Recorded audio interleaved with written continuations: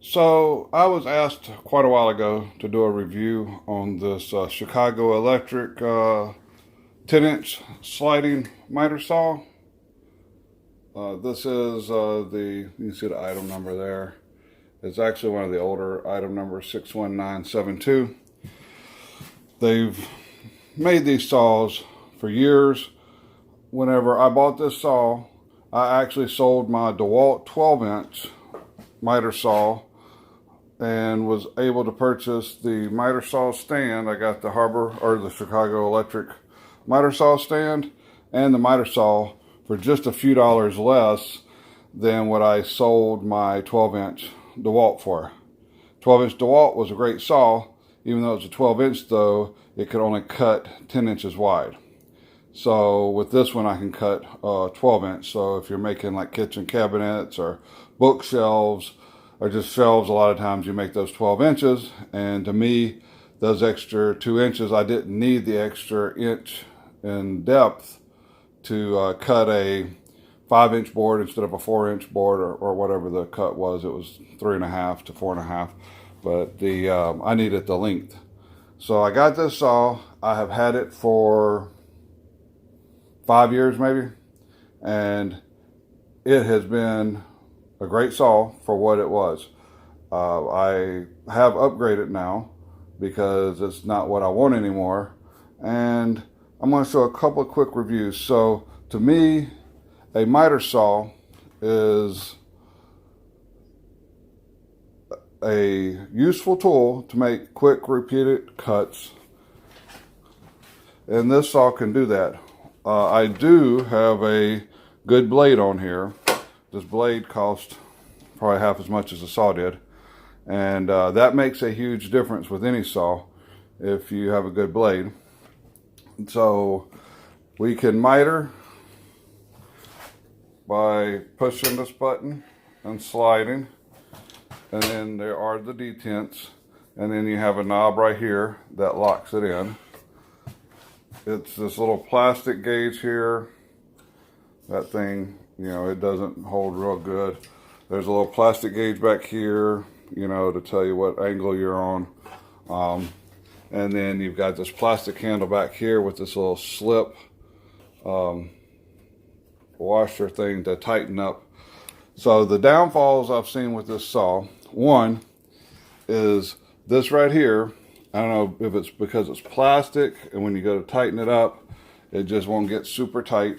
And so even though, see, like right there, it's tightened, but the whole saw can still move.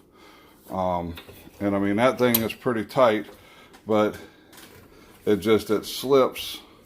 So you have that issue, but you should be pulling straight down on the saw. And cutting boards, I've never had an issue sitting here cutting a board and then getting it off. But whenever I'm moving it around, sliding it, in the shop or whatever, it is very easy to bump this and be off just a half a degree or so.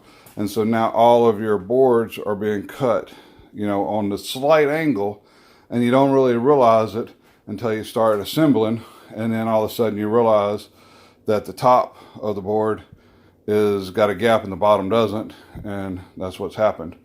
The other thing is that the indents here, I've tried adjusting all the stuff, but they are not as super accurate. So whenever I was trying to do some picture frames, I needed to get in here with a digital protractor, and I was like, just put this down and come up just out of the detent and then lock it down to get my exact angles.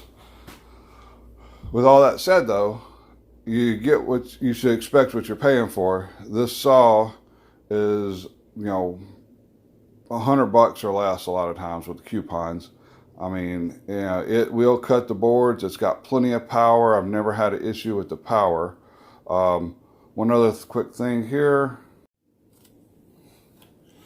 Okay, so here is one of the issues, which shouldn't be a real big issue, but see, you've got a fence here, and you got the fence here. It's a one piece, so they're not independently adjustable. But if you push this up tight, there's still space where it's touching back here, and the further I go out, you know, the more space there is. So this side, if you're holding your board up here and cutting, compared to if you're holding your board up here and cutting, you're going to be just a fraction of a degree off. So you can't get both sides set to a 90. But if you're doing framing with the 2x4, it is close enough you wouldn't tell the difference. So in an effort to kind of keep this video short, I'm not going to do a bunch of board cutting. But whenever you cut it, you're not going to have any problems. You got the spindle lock here, which locks good, easy access to the brushes. Even though this saw has been well used, I've never had to replace the brushes. The handle, it's about the same as any of the typical saws. It does not have the two-stage safety. You know, it's just a pull button right here.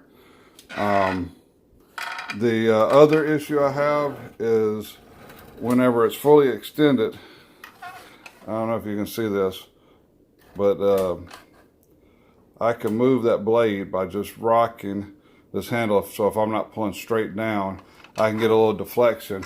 And it's because this material back here is so thin that it flexes right there, and so there's nothing you can do about that. So if you're looking at building picture frames, doing fine precision work, no, this isn't your saw. But if you're looking for a good chop saw or to cut basic carpentry, you know, I've built houses with this thing. I have built additions. We have done tons of work and cut thousands of board with this saw. It's a great saw, mostly for framing and things of that nature. If you want to, I've done some picture frames with this and got some really good joints. But in order to do that, then I had to be very, very particular. I had to get down here with my digital protractor, you know, and make sure that I got my gauge, my angle set up. And then you're going to want to either do, you know, like one of these to make sure that your up and down angle. If you get these at your correct angles, and then you lock them down good and hard. Now you gotta have to reach back here and tighten up and tighten here. You can get precision angles, and it will, and then you have to pull the handle straight down.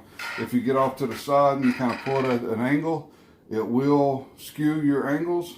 If you're not pulling straight down, your fence is not real high up, so you're not gonna stand boards up and cut them. But overall, for the money, this saw is definitely worth it. There are another one. Look at my other video on the Bauer. It's almost twice the price of this, but it's still only $200, and it is a significantly better saw, which is what you would expect if you pay more for a saw. But if this is all you can afford, I don't think there's many other saws out there that can touch it for the price.